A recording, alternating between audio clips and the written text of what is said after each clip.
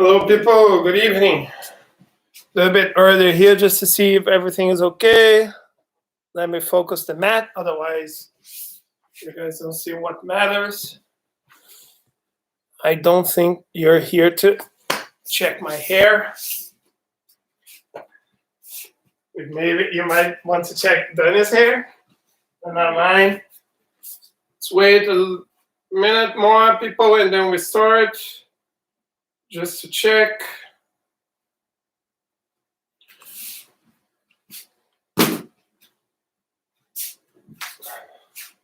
One more minute, and then we kick off our live.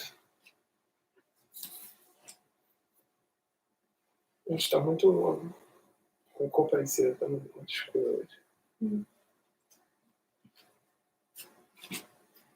Okay, people. Good evening. Felipe here again, doing another live stream with you. Dania helping me this week, answering your questions so I can show some techniques with a partner. That's way easier. So as I said before, people, this week, the idea is to interact more with you. So therefore, I hope you interact more with me as well. So I'm going to be answering questions. Any Jiu-Jitsu related questions you have could be about a technique, a drill, a concept, a position, a specific situation, a match, some topic that is interesting in Jiu-Jitsu right now. If you want to know my opinion on this, we can talk about it. Like I said, the limit are 5 questions or half an hour. For people interested solely on solo drills, as I say, always, we're going to go back to the solo drills as well, but we also have a bunch of them already uploaded on YouTube. So if you guys are looking forward to exercise a little bit towards movement or stuff, just check out the channel. All of them are there. You're definitely going to find something interesting. Okay? So far, there are no questions on Facebook, and I see no questions here on the chat. So people, start, as I told you guys, prepare your questions so we can kick it off.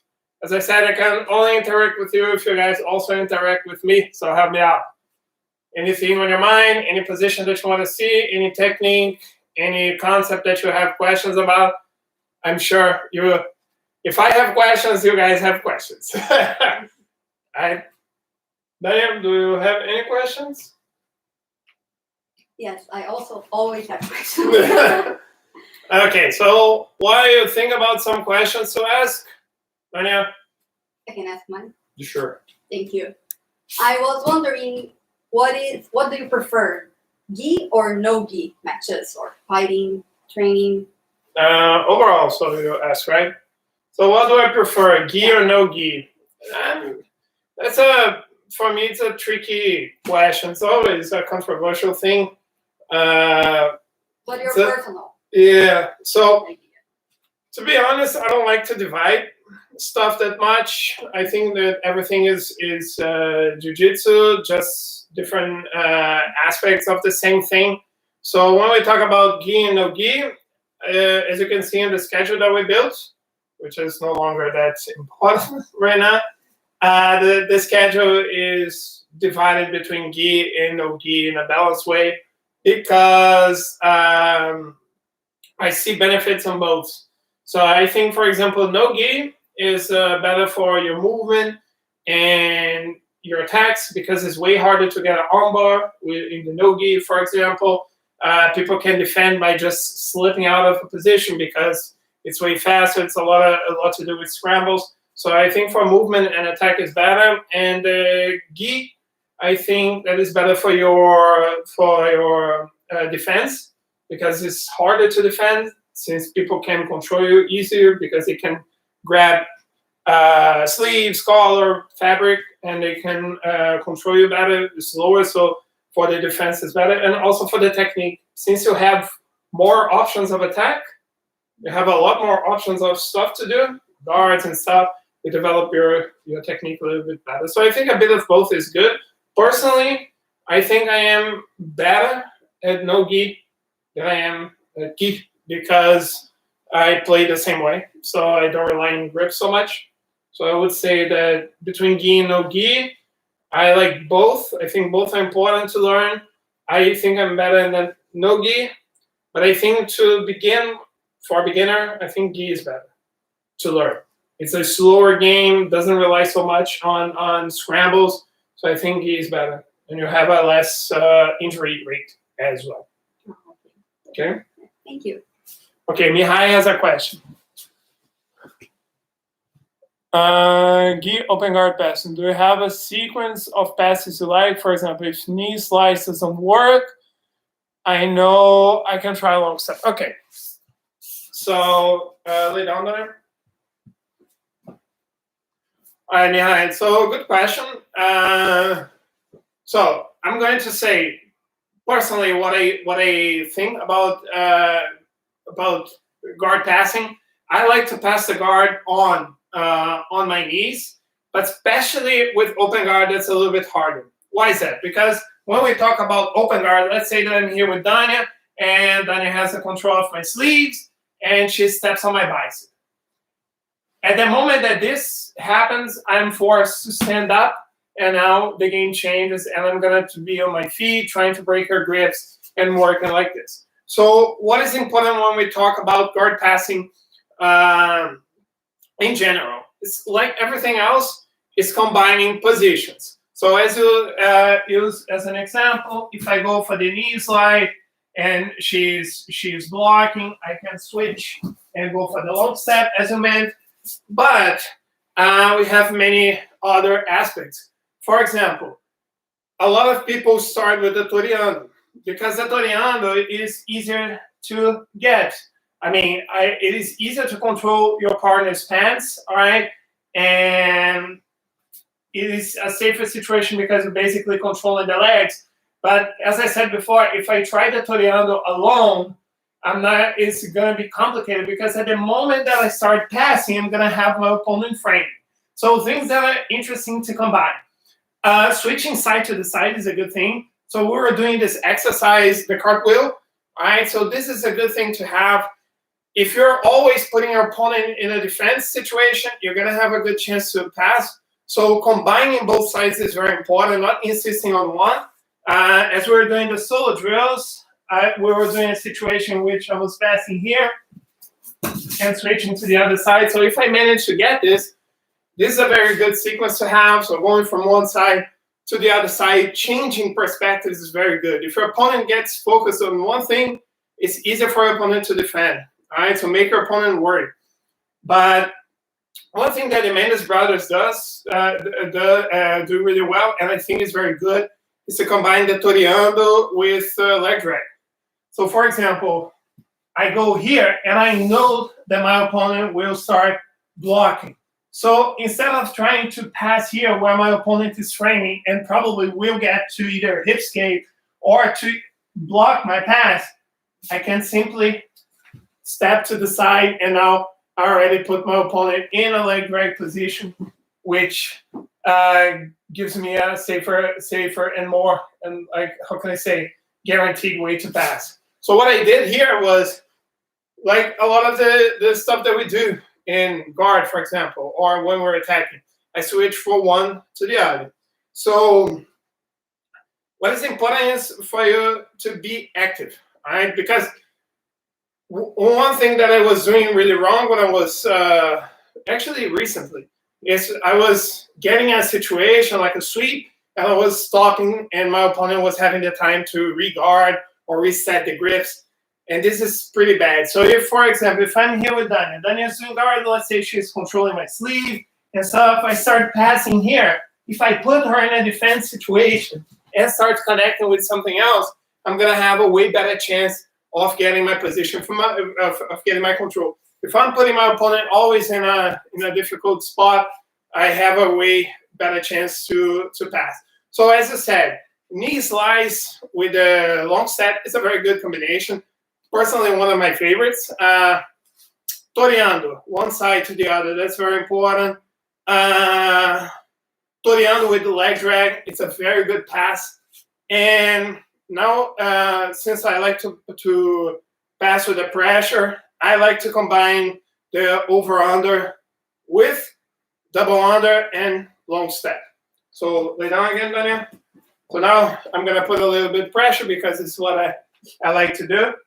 So, for example, when I go here for the over-under, I like to, from the open guard, to put pressure right away so my opponent cannot use the legs.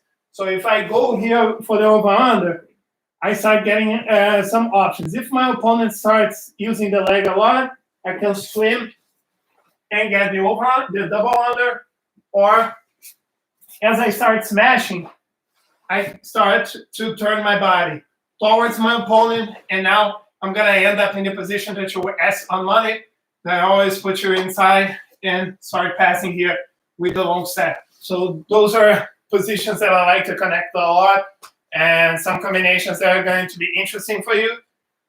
I don't know exactly how you're enjoying to pass at the moment. There's a long time that we don't meet. If you're more into being on your feet and playing with speed, or if you're more into putting pressure and bit by bit. I'm more like a methodical guy when I pass. So I like to put pressure bit by bit and pass. I take my time. But some people like to pass very, very. So you're more like a pressure guy like me. Okay, so I would say like the over-under for me is the best position to get into. To establish the position, and from there, either double under or the long step. Those are positions that work very well. So I would say that those two are the best way, because when you have the over-under, if you put the pressure in the correct way, you're kind of comfortable here. Like Dania, she can start framing and stuff, but I'm going to be able to keep the control right here. And what happens a lot is that a lot of the times I see the opponent stretching the legs to push it away, which makes it easier to do the back step and pass. So this is something that you guys can, that you, Mihai, and everyone else can also try. I think it's a really good combination. Works for me since I was a blue belt, and I mean it has been working pretty well so far. So it's a good thing to try. You guys can combine this. Okay. Thanks for the question, Mihai. Okay, people. 16 minutes more or 3 more questions. Simple setup for a triangle from close guard. Okay.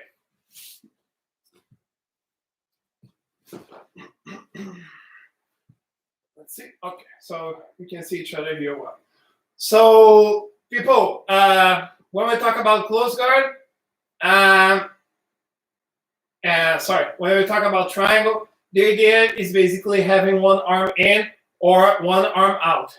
So we can start talking about situations, especially here from a beginner point of view. Like if I manage to control my opponent's sleeves and I manage to bring the arm in, is already a good triangle situation. What is important when we talk about pushing the arm in? Even if I'm stronger than my opponent, which is the case here with Dania, if I try to use my arm against her arm, since she has this frame right here, I'm not going to be able to push. All right. So one thing that I want to do is to bring her elbow in, because as long as she has her both elbows here on my thigh, I'm not going to be able to close the triangle. Every time I move my leg, you can see her elbow following my leg, and I'm going to have a hard time doing that. She knows that I might try the triangle. And so what I can try is to pull one arm and I push the other by turning my shoulder. I turn my upper body here, and as soon as I turn the upper body, I close the triangle over. I bring the leg over the shoulder. If she has this hand here, I don't mind, okay? She can keep this arm in, and I'm going to get the triangle either way. It's already done here. I'm going to get the position. I had a lot of people get shy. How can I say shy? But they get discouraged when they see the other hand inside. But my concern is not the hand. My concern is the elbow. Okay, if the elbow is out, I can get a triangle. All right. So when we're talking here, what I want to do is I want to push here by turning my body towards the arm that I'm pushing. And now that I have the situation right here, her elbow is inside. I open my legs, close over the shoulder, and now I can start finishing the position. Another thing that we can also work, especially when my opponents start opening the guard from the knees. Right? You see a lot of time people pushing the knees here.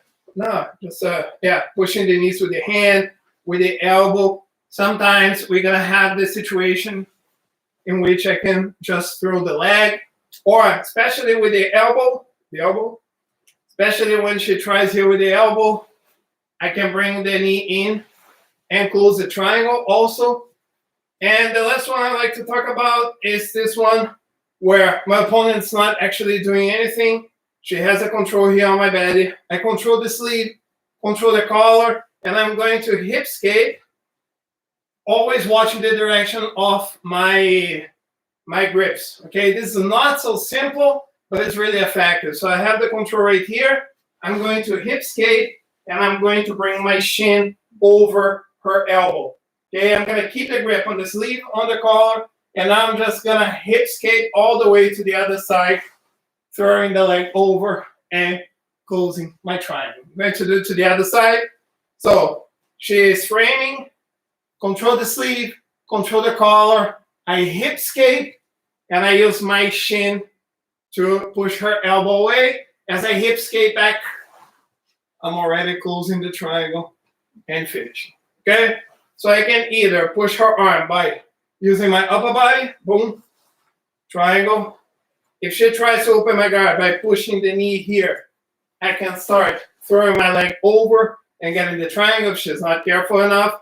Or if she's framing, I can simply grab what I need, sleeve and collar, so she doesn't push her back, she doesn't retrieve the elbow, hip skate, push the elbow away with my shin, circle to the other side, hip skate to the other side, already throwing the leg over. So those three are kind of, how can I say, basic triangle setups, but they work really well. So you can try, if you're doing that without the gi in a no-gi situation, instead of controlling the sleeves, you control the wrists. It doesn't change that much. Just the last one is not going to be so easy to do in the no-gi, but the first two you can do in the no-gi, no problems at all. All right, thanks for the question, Alexander. Okay, guys, 2 more questions. Feel free, people. We don't have that many opportunity to do this during the class, so I'm here to answer any questions you guys want. 2 more questions, people.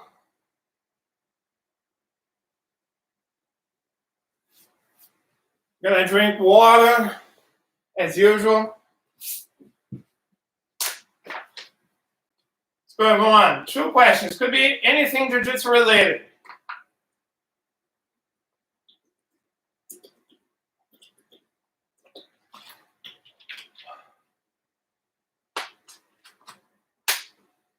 Do you have any other questions, Dania? I'm just thinking from this 3 triangles you showed, the last one was tighter. Okay. Any reason why? I don't know. Maybe because of the control that I get on the way that I use my leg to push your arm away. Maybe it gets a little bit more inside. Yeah. What do I think about the rubber guards? Thanks for the question, Alexander. Rubber guard is a really effective one and really annoying to pass. And the problem of most people with the rubber guard is, especially also because of the name, people tend to believe that you have to be really flexible to do it. And flexibility helps, as any other thing is going to help with any sports that you practice. Like people say, oh, you have to be strong, you have to be fast. All of those things are going to be helpful, but not necessary. And flexibility is the same thing with the rubber guard. What is the problem with the rubber guard? People usually, it's fine. they have the rubber guard and they try to do this, all right? And this is putting a lot of pressure on the knee. I have a good flexibility here, but most people don't have. Okay, so just so you guys can understand, I'm gonna show with this foot. If I pull my foot, that's the limit that I can bring my foot towards my chest. Okay, so it's my belt line here, so that's as far as I can go.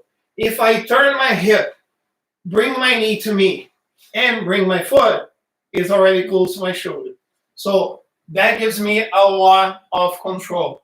All right, so when we're talking about doing that with someone, so Dani is here in the close guard. I broke her posture. I have this control right here.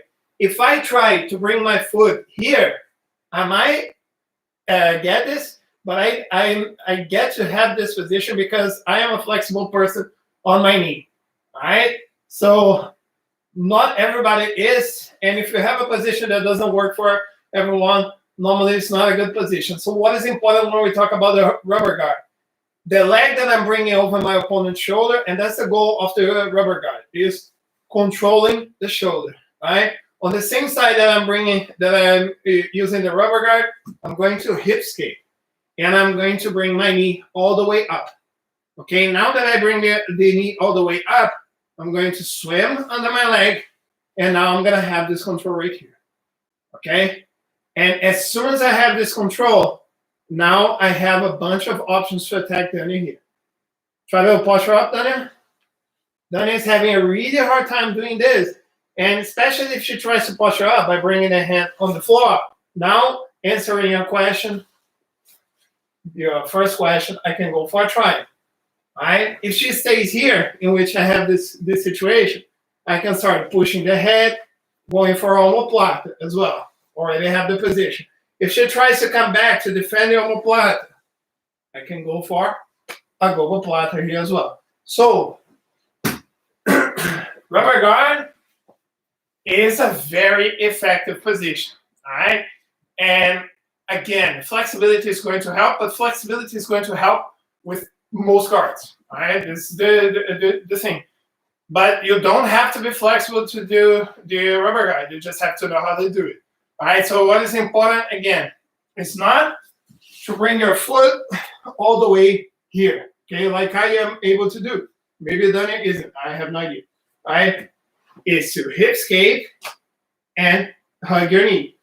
And now you can bring your foot a lot higher, and now you get a lot way stronger control on your ball. So if you have this situation going on for you, you're going to be able to set a lot of different attacks. Like I said, mostly triangles, omoplata, arm bars, gogoplatas. You're going to have all of those. It's a really good way to attack. So my thoughts is it's a very, very effective guard. And knowing how to do that, you're not injuring your knee. You don't have to be flexible. It's a very useful position. Okay? Time for one last question, everyone. Thanks for the question again, Alexandra. And this one works both gi and no gi. Both gi and no gi. You see that rubber guard being used more in the no gi. Yeah. Actually, yeah. It's a very good control when you don't have any grips. Yeah, because Eddie Bravo started doing. He was one of the strongest one with this position, and he did against Euler in the ADCC.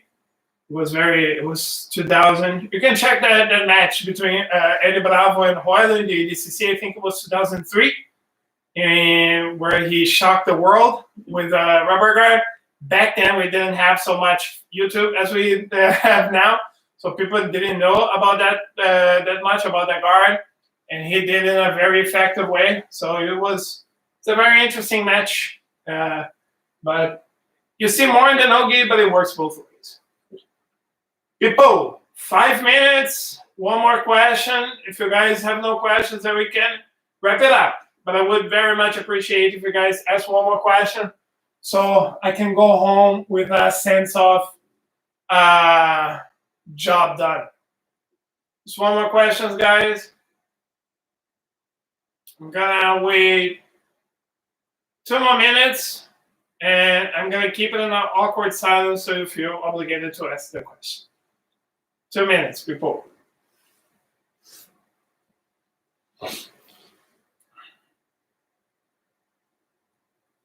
Essa posição é forte. Só que o pessoal fica com medo de usar, porque acha que tem que ser muito flexível. Não. Se você usar uma saída de quadril, fica muito ruim para passar.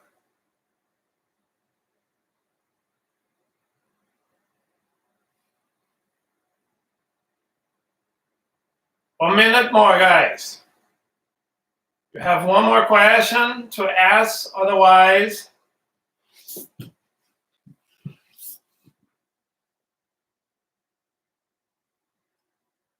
Okay. So gogoplata from mount.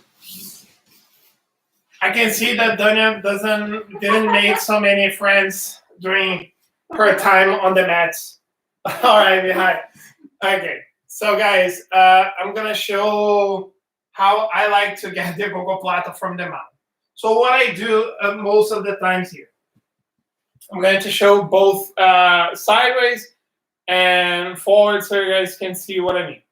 All right, so I like to first start by attacking the armbar. By the way, there's a video about armbar that we posted yesterday. Actually, check it out. It's interesting.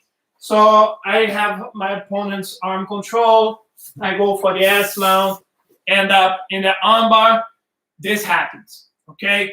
And we have many ways to break this, but normally it requires work, all right? And so what is the most important thing from this position right here is to make your opponent focus on the defense here if you want to work towards something else, all right? If you just want the arm, then focus to free the arm. But if you want to transit to something else, make sure you attack the arm so your opponent is focused here. So I'm trying to get the arm, and Dania is doing her best to defend. So what I like to do, if she is really committed in defending the position, I keep the arm trapped. This hand that is here next to the head, I'm gonna post on the floor. So if I'm bringing my left hand on the floor, I'm gonna have my right foot. And I'm doing a technical stand-up motion.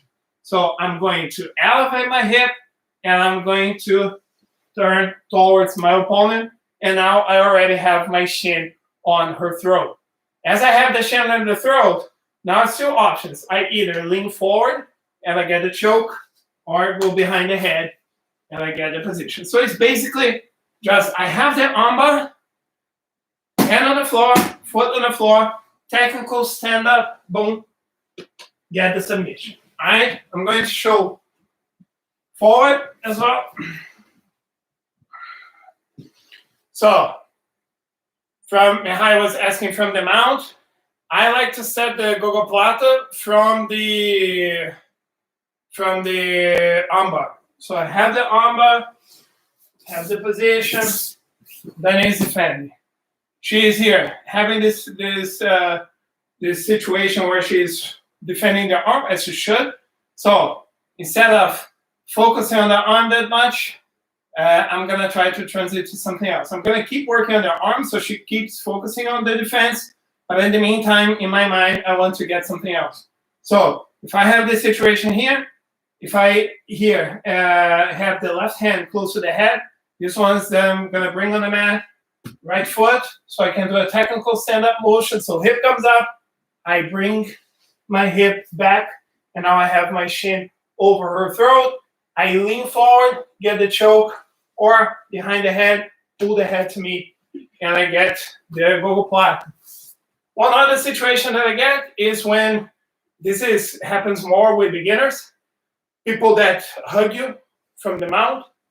Okay, when this happens, you can simply bring the knee up, push the head away, bring the shin over, and now you're also gonna have gogoplata. But again, this hugging from the mount is very, very beginner. If you're doing this, stop doing this. It's not the best defense. So those are the two ways that I use to get the gogoplata. Okay? All right, people. Huh? Works well. Did you like it? All right. Okay, Mihai. So you have unfinished business here with Dania. Once we're back. Okay? Make sure you're prepared. All right, people. So we're gonna wrap it up for today. I want to thank Alexander and Mihai for the questions. People, don't be shy, all right? We don't have that interaction so much, and I really want to interact with you because I miss you guys. All right, the situation sucks, so this is the way that I find to be talking to you, and I like to talk, as you realize already. Let me know what you think about this format. We're trying this week. We had the solo drills. I'm trying to mix it up. So give me your feedback on this. We're going to be doing this Q&A until Friday. So if you guys want to think about anything, so if you guys want to ask anything, you have days to think. I'm posting before. So make sure you come with questions because I really want to interact with you, but I also need some interaction back. Okay, you cannot talk to someone if the people don't want to talk to me. And I feel alone, guys. I have my wife, of course, but I was with you every day. I'm no longer with you. I miss you guys. So make sure, people, that we can talk somehow. All right?